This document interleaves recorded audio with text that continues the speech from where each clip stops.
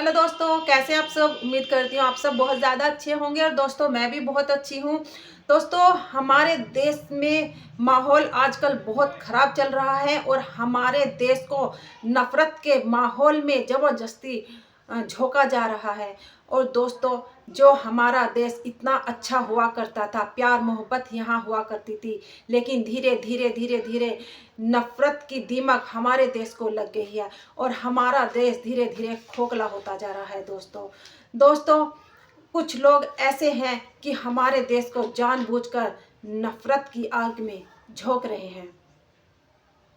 वहीं पर एक उत्तराखंड से मोहम्मद दीपक भाई निकल के आए हैं। उनकी वीडियो सामने आई है, जिन्होंने अपनी मोहब्बत का पैगाम दिया है। दोस्तों, जो मोहम्मद दीपक भाई है, उन्होंने एक पैगाम ऐसा दिया है कि नफ़रत को मोहब्बत से जीता जा सकता है। दोस्तों, उन्होंने जुल्म के खिलाफ, उन्होंने गलत बात के खिलाफ अपनी आवाज़ उठाई है। दोस्तों, तो मैं उन दीपक भाई को, मोहम्मद दीपक भाई को बार बार सल्यूट करती हूँ और सलाम करती हूँ दिल से कि हर किसी को मोहम्मद दीपक भाई की तरह आवाज़ उठानी चाहिए। उन्होंने एक अच्छा पैगाम दिया है मोहम्मद दीपक ने इस देश के लिए कि मोहब्बत को फैलाया जा सकता है, नफ़रत को हराया जा सकता है और सही चीज़ के लिए और गलत चीज़ के लिए अच्छाई को आगे आना ही चाहिए। दोस्तों, जिस तरह से मोहम्मद दीपक भाई ने अपनी बात रखी है और अपनी हिम्मत जुटाई है जुल्म के खिलाफ, तो हर नौजवान को, हर देशवासी को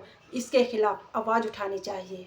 मोहम्मद दीपक भाई ने हमें रास्ता दिखाया है, उन्होंने हिम्मत की है और हम जैसे लोगों को और जो हमारे देश में रहने वाले नौजवान हैं उनको हौसला दिया है, उनकी हिम्मत बढ़ाई है, उनकी हिम्मत जुटाई है। दोस्तों, कि वो भी आगे बढ़कर इसमें बढ़ चढ़कर हिस्सा ले सकते हैं। दोस्तों, अगर हमें अपने देश से नफ़रत ख़त्म करनी है तो मोहम्मद दीपक भाई की तरह अपने कदम बढ़ाने होंगे और अपने देश को बचाना होगा, क्योंकि देश हमारा है तो फिक्र भी हमें करनी होगी। दोस्तों, इस देश की, इस देश को हमें ही बचाना है। दोस्तों, कुछ लोग हैं जो हमारे देश का माहौल ख़राब कर रहे हैं, लेकिन वो ज़्यादा दिन नहीं चलेंगे। दोस्तों, जिस देश में मोहम्मद दीपक जैसे भाई रहते हैं उस देश में नफ़रत टिक नहीं सकती है। दोस्तों, तो आइए हम सब फिर से एक बार हिम्मत करते हैं और अपनी हिम्मत जुटाते हैं और हौसला बढ़ाते हैं अपना कि मोहम्मद दीपक भाई की तरह हमें भी काम करना है और अपने देश से नफ़रत को ख़त्म कर देना है,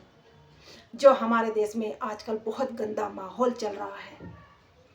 खास करके हिंदू मुस्लिम इतना ज़्यादा हमारे देश में चल रहा है कि आप मार्केट में जाओ, कहीं सब्जी लेने जाओ, कहीं कोई तुम्हारे गली मोहल्ले में कुछ बेचने के लिए आ जाए तो उससे उसकी पहचान पूछी जाती है। दोस्तों, उससे पूछा जाता है कि तू कौन है।